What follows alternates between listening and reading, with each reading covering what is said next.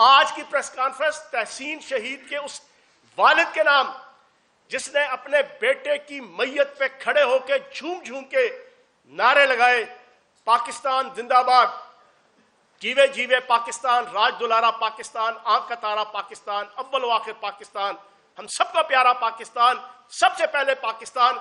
इस तरह हाथ लहराकर तहसीन शहीद के बाप ने 50,000 की तनख्वाह के लिए जना ये नारे नहीं लगाए थे। आज फयाज चौहान का बेटा -55 की जनाब सेंटीग्रेड के ऊपर कश्मीर के बॉर्डर के ऊपर, सियाचिन के बॉर्डर पे अगर कोई कुर्बानी दे रहा है तो उसने तनख्वाह लेने के लिए नहीं भेजा। मौलाना फजलुर रहमान साहब, और मौलाना फजलुर रहमान साहब, आपने इस बयान के जरिए से नबी पाक सल्लल्लाहु अलैहि वसल्लम से लेके खुलफाए राशिदीन से लेके आज तक मुसलमानों के तमाम शुहदा की तज़हीक की है। मैं एक अल्लाह पाक के करम से लिटरेरी खानदान से हूं और देवबंद खानदान से हूं, जिसका तुम नाजायज ताज अपने सर पे बिठा के अपने पूरे खानदान को पालने लगे हो।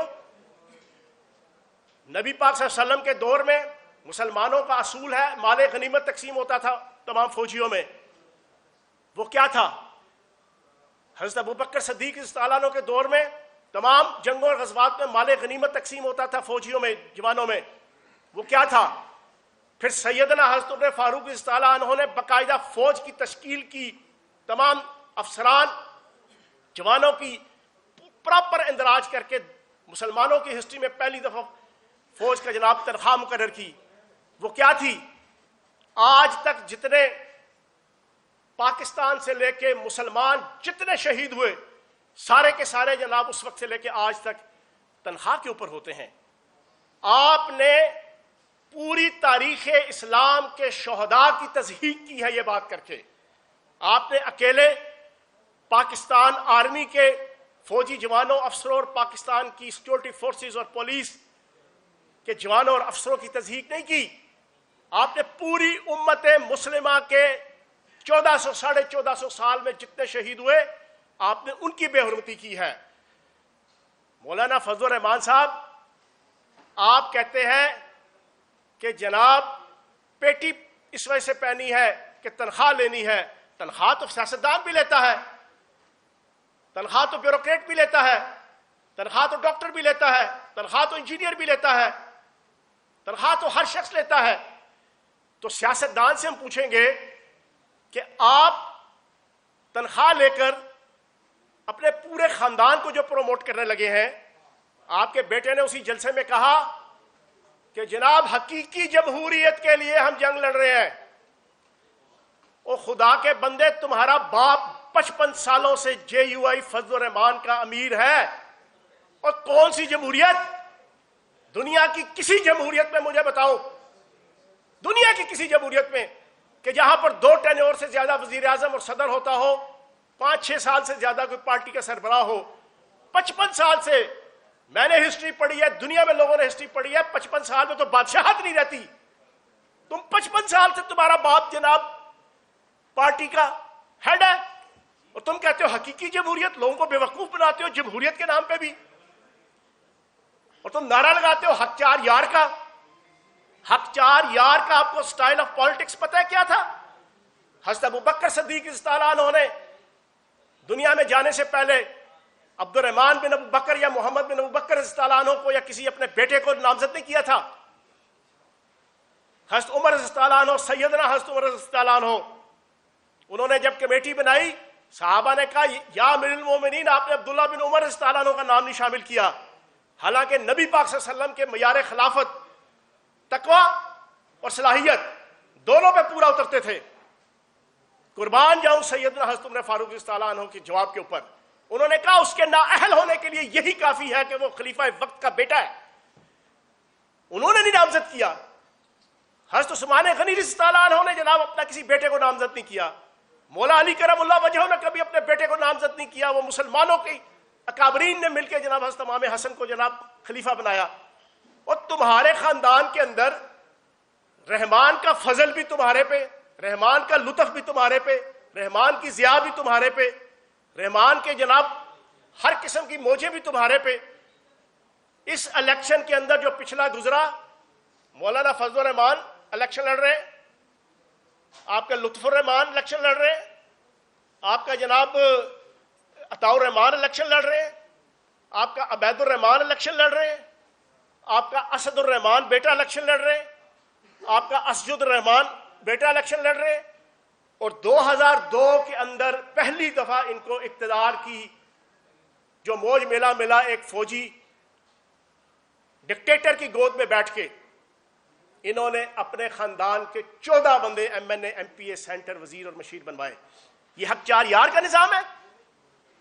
तुम हक चार यार के निजाम के हवाले से भी मुनाफिक हो और तुम जमहूरियत के हवाले से भी मुनाफिक हो, और तुम कहते हो कि हम हकीकी जमहूरियत के लिए, और तुम पाक फौज के शोहदा के ऊपर जनाब हर्जा सराई कर रहे हो और इंडिया के बॉर्डर पे जाके कर रहे हो। और फिर तीसरी बात तुम कहते हो कि हमारे टैक्सों के पैसे पे, वाह सुभान अल्लाह, मां सदके जाए, प्यो डसके जाए, वो मुंह ते मथा, और तुम हाथ फैलाने वाले लोग हो, देने वाले नहीं हो। ये है तुम्हारा हाथ। मुझे मजबूरी के तहत कहना पड़ता है, क्योंकि मैं मदरसों को पाकिस्तान की असास, बुनियाद, नजरिया पाकिस्तान की बुनियाद समझता हूं, पाकिस्तान के तमाम मकतबा फिक्र के मदरसों को।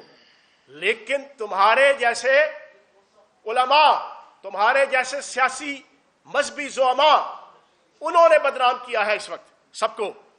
तुम टैक्सों के पैसे, वो तुम ज़कात, चंदा, खैरात, भीख के ऊपर पलने वाले हो। तुम कहते हो हमारे टैक्सों के पैसे। तो जनाब आज ये भी कटाकटी ने खेल लो।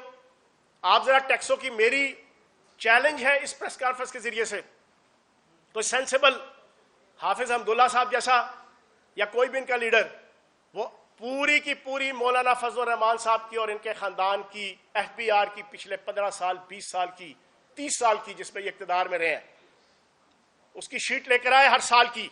जरा कौम को भी तो पता चले कि फौजी जवानों को जो पैसा जा रहा है वो इनके खानदान के टैक्सों से जा रहा है। तो ये जितनी चवलें और बकवासात मौलाना फजलुर रहमान साहब ने की, पूरा पाकिस्तान का दिल दुखा हुआ है। मैं मौलाना फजलुर रहमान साहब से पूछूंगा, आज मैं बड़े अदब एहतराम से सारी बातें कर रहा हूं, मेरी मौलाना फजलुर रहमान साहब से गुजारिश है, पहले तो मुझे ये बताएं कि आप RSS के लीडरों से कब मिले थे? मेरा पहला सवाल है। मेरा दूसरा सवाल है कि मुझे ये बताएं कि आप अजीत दियोल से कब मिले थे?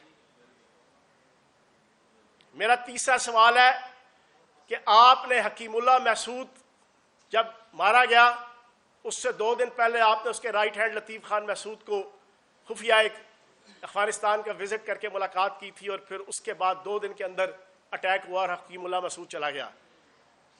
आप कौन कौन सी मुखबरियां करते रहे हैं? और मैं अपनी गुफ्तगू को इख्तिताम की तरफ ले जाते हुए, अजमल खान न्याजी, डॉक्टर अजमल खान न्याजी स्कॉलर गुजरे हैं। 12 अगस्त 2012 की बात है, उनका नवाए वक्त के ऊपर कॉलम आया करता था, मैंने खुद पढ़ा है, मेरे पास रिकॉर्ड है। उस कॉलम के अंदर डॉक्टर अजमल न्याजी साहब लिखते हैं कि मुझे अब्दुल सत्तार खान न्याजी साहब ने बताया कि मैं मौलाना मुफ्ती मरहूम साहब, अल्लाह पाक उन्हें जन्नतुल फिरदौस पे जगह दे, मैं उनसे मिलने के लिए उनके घर गया। मैं उनसे गुफ्तगू कर रहा तो एक लड़का छोटा सा 10 साल का बार बार अंदर आए। मौलाना मुफ्ती महमूद साहब उसको धटकार के बुरा भला कह के बाहर निकाल दें। 1 दफ़ा, 2 दफ़ा, 3 दफ़ा, चौथी दफ़ा किया तो मौलाना अब्दुल सत्तार खान न्याजी साहब ने बड़े अदब से पूछा मौलाना मुफ्ती महमूद साहब से कि मौलाना ये कौन है, क्यों आप बार बार इसको बुरा भला कह के बाहर निकाल रहे हैं? तो मौलाना मुफ्ती महमूद साहब ने कहा कि यार ये मेरा बेटा फजलुर रहमान है, ये मेरे मुखालफों को मेरी मुखबरियां करता है, मेरी बातें सुन सुन के। और तुम बचपन से मुखबर हो, तुम्हारे बाप की गवाही है कि तुम मुखबर हो। कभी आलमी एस्टेब्लिशमेंट की मुखबरी करते हो, कभी किसकी कभी किसकी। अब तुम ये कहने लगे हो, और तीसरी से बड़ी अहम बात की, कहते हैं जलसे में गुस्सा कैसे दिखा रहे हैं? ओ भाई तुम्हारे खिलाफ एक्शन हो रहा है, BLA के खिलाफ हो रहा है, जो कन्फर्म कुत्ते हैं, जो कन्फर्म फितरतुल खारिज है, जो कन्फर्म फितरतुल हिंदुस्तान है, जिसको बॉलीवुड से लेके अजीत दियोल, जयशंकर, राजनाथ, मोदी, सारे के सारे बरमला कह रहे हैं कि हम बलोचिस्तान को अलहदा करने की तहरीक चला रहे हैं। कह रहे हैं कि नहीं कह रहे? पूरा पाकिस्तान सुन ले। जिनको वो कह रहे हैं उस BLA को जहन्नुम रसीद करने के लिए, कुत्ते की मौत देने के लिए, मेरे पाक फौज के जवान और अफसर 3.5 लाख मुरब्बा किलोमीटर के उस एरिया के अंदर जहां पर सिर्फ 2.5 करोड़ की आबादी है, 44% पाकिस्तान, उस मुश्किल इलाके के अंदर अपनी जानें कुर्बान कर रहे हैं। तुम्हें किस बात का गुस्सा? खोता मरिया खारिया तो सोख Wazirabad. Who the hell are you? तुम कौन हो? ना 3 में, ना 13 में, ना हियो में, ना शियो में। तुम्हारा इस सारे मामले से क्या ताल्लुक जो तुम इतना मुंह से थूक निकाल रहे हो? तुम इतना गुस्सा। लेकिन असल कहानी क्या है? असल कहानी RSS से मुलाकातें, असल कहानी जमीयत उलमाए हिंद की वो पुरानी सोच और उसके तहत आपस के राब्ते, असल कहानी अजीत दियोल से मुलाकातें। मैंने 2 सवाल पूछे हैं, ये मुझे बता दे किस तारीख को मिले, किस साल मिले, फिर मैं बताऊंगा कब मिले और कैसे मिले। आपने कसूर शहर की चॉइस आपसे करवाई गई, आपको आपके चीफ पेट्रस ने लिखा लिखाया सब्जेक्ट दिया, मवाद दिया और आपने ये बोल दिया, लेकिन ये आपके पल्ले पड़ गया है, आपके गिट्टों में पड़ गया है, आपकी पांव की जंजीर बन गया है। पहले भी कोई पाकिस्तानी मदरसों के बच्चों के अलावा शायद आपकी कोई सियासी या मुआशरती इज्जत नहीं किया करता था, लेकिन अब तो उक्का से पूरा पाकिस्तान आपसे मुतफर हुआ है। मेरी आपसे रिक्वेस्ट है कि आप माफी मांगे, शोहदा की फैमिली से माफी मांगे, शोहदा के अजीजों कारब से माफी मांगे, 26 करोड़ पाकिस्तानियों से माफी मांगे।